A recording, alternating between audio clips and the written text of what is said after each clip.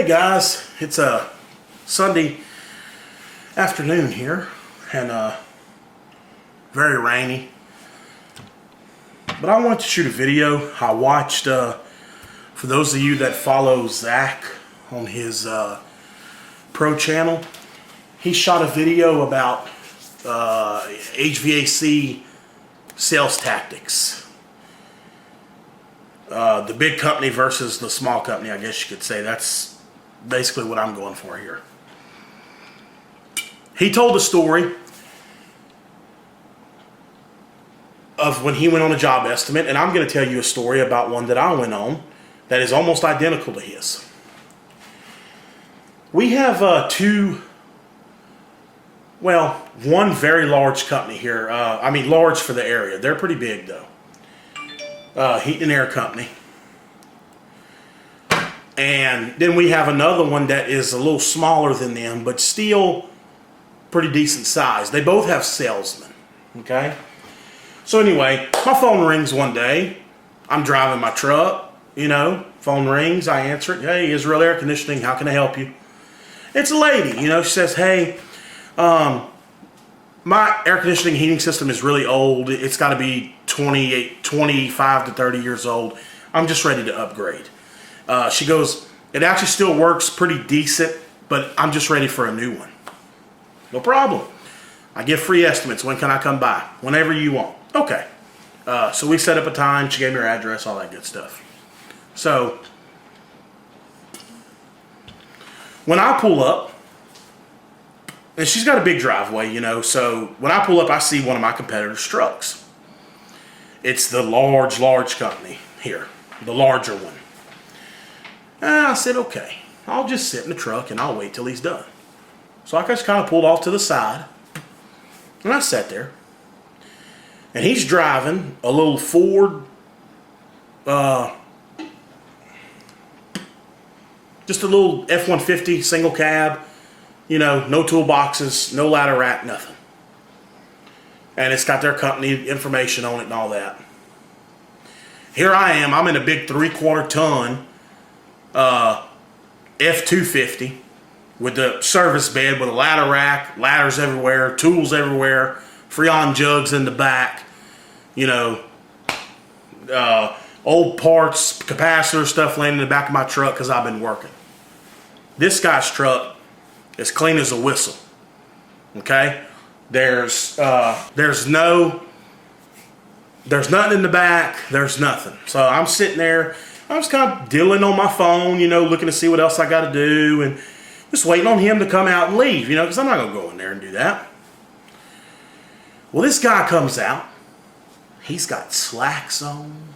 He's got the nice button-down shirt, long sleeve with the company logo. Nate certified on the shoulder. Trained comfort specialist on this shoulder. Got the penny loafers on. Shirt's tucked in, nice belt. Nothing wrong with that. Got a briefcase in his hand. Looks like a damn attorney coming out this woman's house. And I know what's in that briefcase. Brochures, his proposal sheets. He sat right there and filled in, her name and address, what they were going to put, this, that, and other, blah, blah, blah, price. Hey, more power to you. He leaves. He knows who I am. Does he like me? No. He doesn't like me because I've taken a lot of jobs away from him. Because they're very expensive. But what do you expect when you have somebody that rides around dressed like that strictly does that all day? So I wave at him, he waves at me, he gets in his truck and he leaves, and I get out. Here I am. I'm in a t-shirt with my company logo, something kind of like this one here, but of course with sleeves. This is just an old one that I don't wear to work anymore. It's got the sleeves cut off of it. I wear it around the house when I'm working in the pasture or whatnot. But I have one of my nice t-shirts on because that's what I wear. I wear t-shirts. I mean, a lot of guys don't agree with that, but that's what I wear. And I have khaki pants on, but they're not slacks. They're Carhartt work pants. They got few stains on them, a little bit of pipe dope on the side from doing a little bit of gas work. And I got boots on them. You know, I wear boots. I'm an old country boy. I wear boots. Get out the truck. I go in there. I take a look around. I do some measurements on the air handler. Go look at the heat pump. You know, look at it. It doesn't have a disconnect. And I ain't got no briefcase, but I got a nice clipboard with a notepad, you know, and a tape measure. And I'm writing down, you know, that I need a disconnect and I need a whip and I need this and I need that, you know. Sat down with the lady and I told her, I said, look, the guy that just left here, I said, I'm not him, okay? I don't have a briefcase. I don't have a big sales pitch to lay at you. I don't have brochures with me. I said, I own the company. I do the work. I run service, I do installs, I do it all. All I can tell you is that you need this, you know, you need this ton system. You're total electric, so I'm going to recommend that you go with a heat pump. Here's my price. This is what I can do it for. Now, I do have proposals in the truck. You know, I do keep up handwritten proposals where I write their name and address and, you know, I write down what I'm going to do, or I can do it on the tablet and email it. And I tell her that. I say, would you like me to go handwrite you a proposal, or would you like me to email you a proposal? She goes, well, you can just handwrite me one real quick if that'll be okay. No problem. I said, let me go in the truck. I'll be back in about 5 minutes. She goes, okay.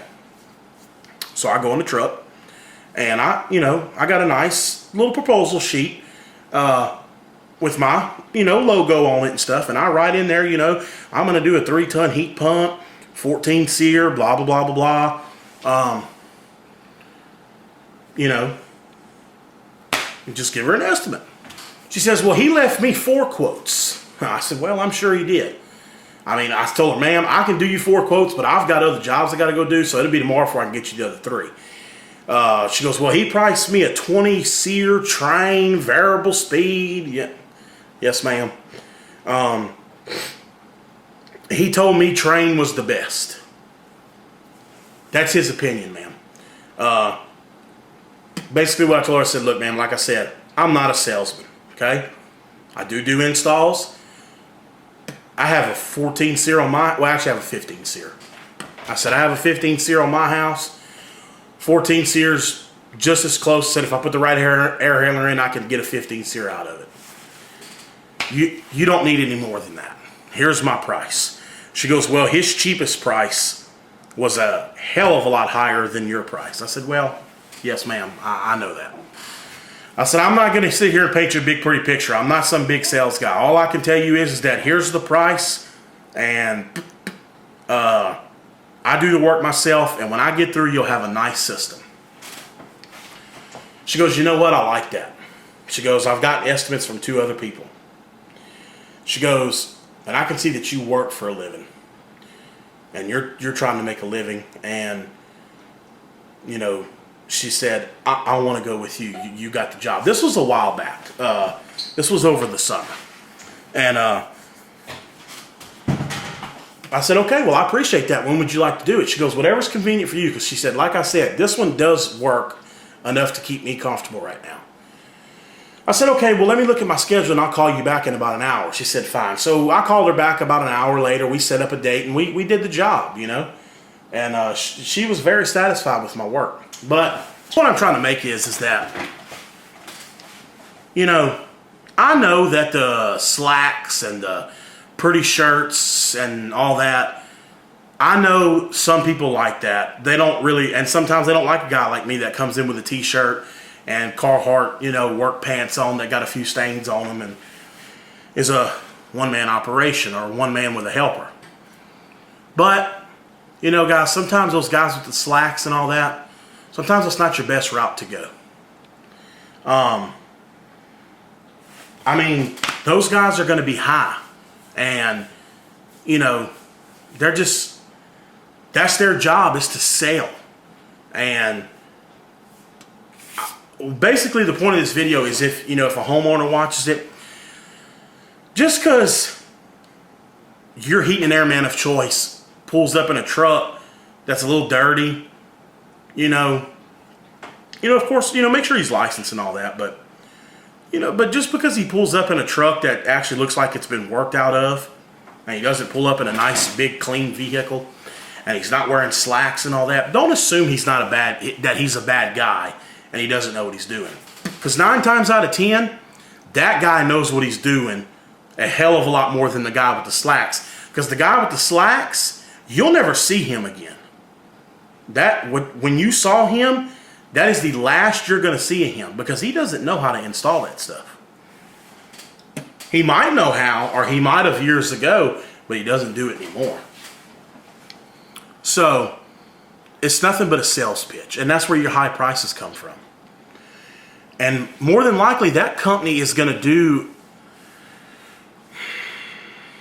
I'm not going to say a bad job, because they don't all do bad work, but their employees are not going to pay as much attention to detail as somebody like myself or some of the other guys here on YouTube that do the work themselves and know that it's their name on the line, and they're going to pay very close attention to detail.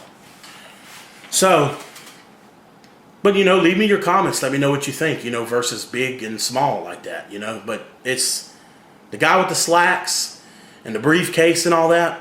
That's not me. That's a sales tactic. So I just want to shoot that video, and I look forward to comments and seeing what everybody has to say about it. Thanks for watching, and we'll see y'all on the next one.